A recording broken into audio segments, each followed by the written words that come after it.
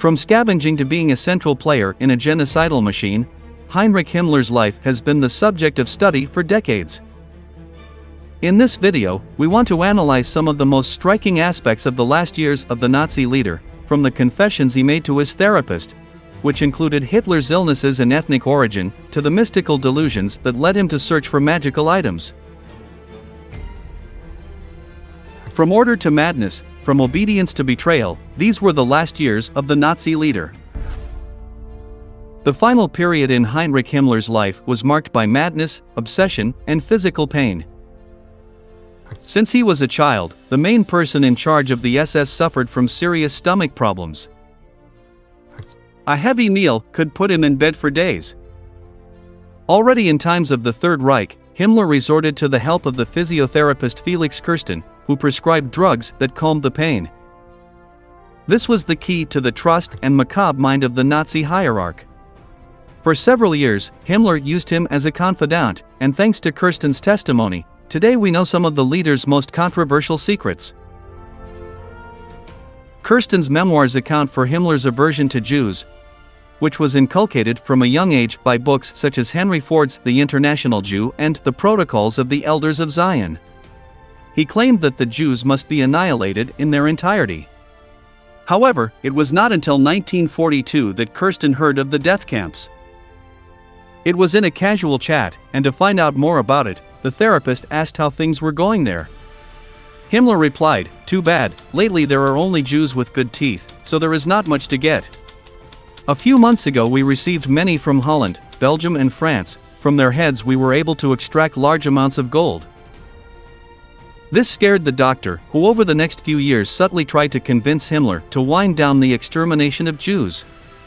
In fact, it is speculated that it was Kirsten who convinced the leader to try to negotiate the release of prisoners with humanitarian organizations. We'll get to that chapter later.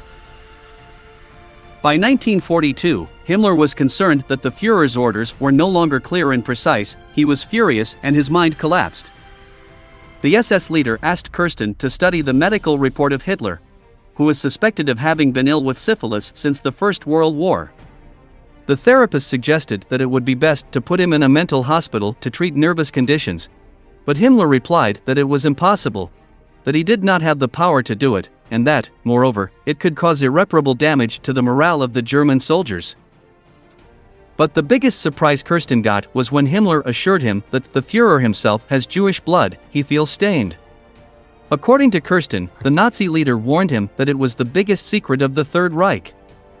Himmler detailed that both the maternal grandmother and the father of the Führer were half Jewish. The head of the SS assured that Hitler took care that nothing could be verified, modifying the official books and eliminating possible witnesses and relatives. Of course, the therapist's version is one of the strangest myths of World War II, and there is no confirmation other than his word. The doctor's records also documented the homophobic positions of Himmler, who advocated at all times for the repopulation of the planet with Aryan blood. This is really interesting, since Himmler himself defended chastity in his youth. As an adult, and with the power of a murderous empire, he had a wife and mistresses, and he severely questioned monogamy. The power gained by the SS, and Hitler's faith in him to orchestrate the final solution, made Himmler an eccentric who saw himself as a medieval emperor. He got carried away by his fascination with the occult arts and supported all kinds of crazy adventures like an expedition of Nazi scientists to Tibet to find the supposed mythological origins of the Aryan race. He was also obsessed with obtaining legendary treasures with supposed magical power, such as the Holy Grail, the Spear of Longinus, and, oddly enough, Thor's hammer itself. In recent years, his assistants questioned his logic and he seemed increasingly lost in his delusions of grandeur. He not only fantasized about mythical treasures, but he lived like a king, with great luxuries while his troops began to feel the lack of basic goods. His refuge in the world was the Wilsberg Castle, which he purchased in 1934 and on which he spent 15 million marks, equivalent to nearly $8 million, to make it the spiritual center of Nazism.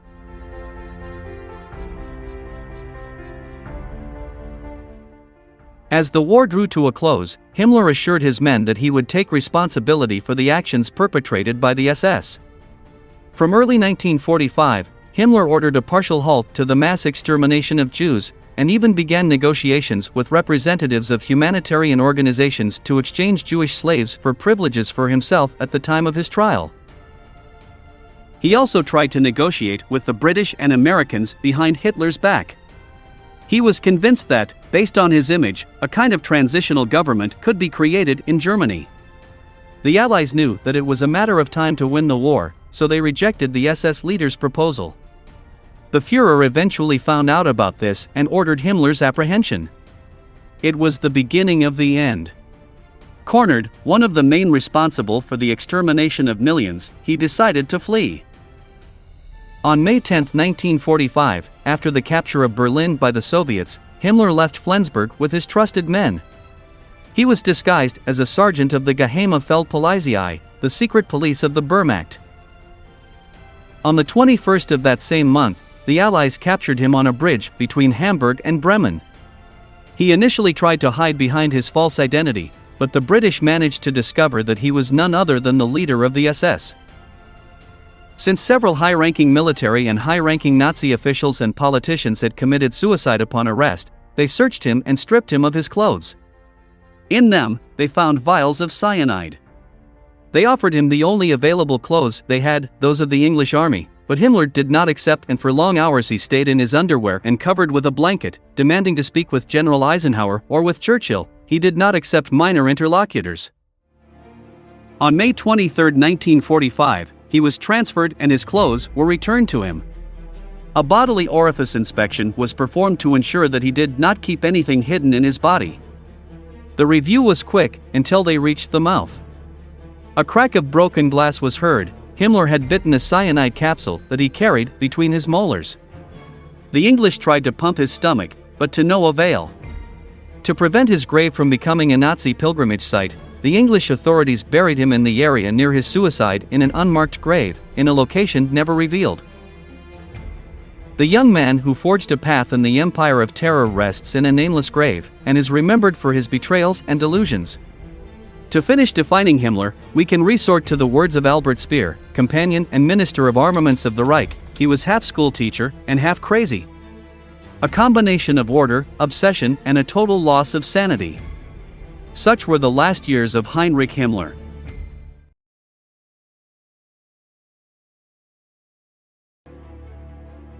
In the 1990s, a series of events linked to the Second World War caused an earthquake in Italian public opinion. In 1994, a group of journalists discovered that a former SS commander, Erich Priebke, had been enjoying a peaceful life in Argentina for almost 40 years, never having paid for his heinous crimes. From then on, Italian society demanded that the Nazi officer be extradited to his country, so that he could be tried according to the law. At the same time, the court summoned Karl Haas, a former spy for the Third Reich, who was now an 84-year-old man. Haas had been a collaborator of Priebke's as well as one of the most unscrupulous members of Hitler's intelligence service and, in his most powerful years, was responsible for the deportation of hundreds of people to concentration camps. Haas was offered a highly convenient deal. He was to give away Priebke's identity and in exchange would receive legal immunity, escaping conviction for his own crimes. The former spy accepted the deal and was taken into custody at a hotel in Rome, guarded by 2 police officers. However, one day before offering testimony on him, Haas had a change of heart, deciding that he would not say anything about Priebke. He waited until nightfall, when everyone was asleep, and went up to the first-floor terrace to elope. He only had to find a way down to the street, and he would escape justice forever. Today, in this new episode of Military History, we'll tell you everything about the Nazi spy Karl Haas and his crimes.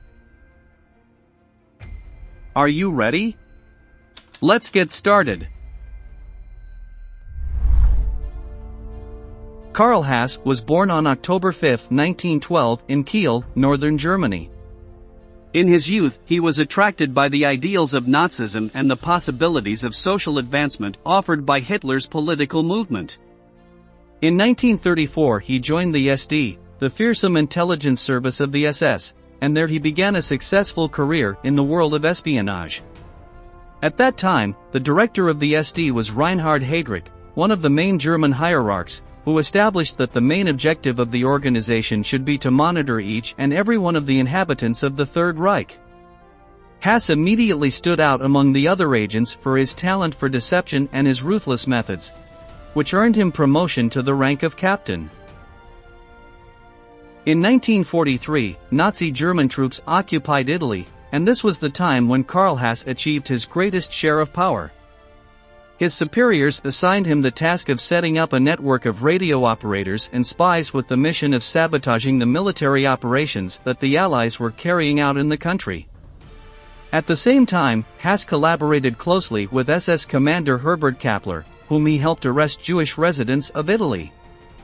The spy was responsible for the capture of approximately 1,000 Jews, who were deported to the Auschwitz concentration camp. One of the most important operations led by Karl Haas was the arrest of Princess Mafalda of Savoy, the daughter of the Italian King Victor Emmanuel III. Adolf Hitler held an immense grudge against the princess, since he considered that she did everything possible to hinder the war effort against the Allies. In fact, he once referred to her as the scavenger bird of the royal family, an expression that was endorsed by Joseph Goebbels. In 1943, the hierarchs of the Third Reich ordered Haas to arrest her and send her to Germany. To fulfill his mission, the spy took advantage of an occasion in which Mafalda was traveling through Bulgaria. Haas contacted the princess and asked her to go urgently to the German embassy, since her husband had left her an important message. Mafalda fell into the trap, and as soon as she entered the building she was arrested on charges of subversive activities. Her final destination was the Buchenwald concentration camp, where she was severely wounded in an Allied bombing raid. The princess died when doctors tried to amputate an infected arm. Of all the crimes committed by Haas, the most aberrational was the massacre of the Ardeatine trenches, which occurred on March 24, 1944. The day before, a small group of partisans, enemies of fascism, had planted a bomb in the heart of Rome, in a barracks occupied by German military. The explosion claimed the lives of nearly 30 Wehrmacht soldiers, while the perpetrators managed to flee without being caught. When Hitler learned of the attack he went mad with rage, and gave instructions for such bloody revenge that no other partisans would dare attack his men again. For every German murdered, 10 Italians were to be executed. The massacre was organized by the commander Herbert Kappler, who prepared a list with the names of 335 people to be eliminated, which were extracted from the Roman prisons. The condemned were Jews, political prisoners, and prisoners of war. Those in charge of carrying out the massacre were Karl Haas and the SS officer Erich Priebke, who led the sentence towards the Ardeatine pits, some abandoned mines on the outskirts of Rome. They were made to enter the caves in groups of 5, and all of them were shot in the back of the head. Haas himself personally murdered 2 civilians. When the corpses finished piling up inside, they ordered to demolish the entrance to the mines, and leave the bodies sealed inside. When World War II ended, Haas was captured by the United States, but instead of being tried for his crimes, he was employed as a spy by the U.S. Army. The only officer sentenced for the massacre in the Ardeatine trenches was Herbert Kappler. In the 1990s, when Erich Priebke was found to be living quietly in Argentina, the Italian government ordered his extradition to stand trial for his role in the massacre. Karl Haas was summoned to testify against him and tell everything that had happened in the mines, in exchange for legal immunity.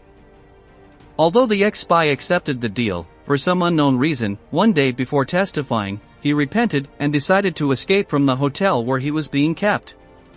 At 4 in the morning he went to the terrace on the first floor and tried to go down through a window to the street. His advanced age worked against him, and he ended up falling from a high altitude. He broke his leg and pelvis, and was immediately found by security officers, who sent him to a hospital. Once hospitalized, Haas ended up testifying against Priebke and confessing that he had also shot 2 people in the Ardeatine trenches. He tried to evade responsibility for him by claiming that he was only following orders, but the court considered that the excuse was invalid. Both Haas and Preek were sentenced to life imprisonment, although in consideration of their state of health, they were granted the benefit of house arrest. The ex-spy spent his last years of life in solitude, secluded in a house in Castel Gandolfo, near Rome. The few people who continued to visit him stated that he spoke little and never mentioned events from the past. His daily routine consisted of reading books, watching television, and taking a walk when he got permission. He passed away on April 21, 2004, at the age of 92. In this way, the life of Karl Haas, one of the many war criminals of Nazi Germany, came to an end.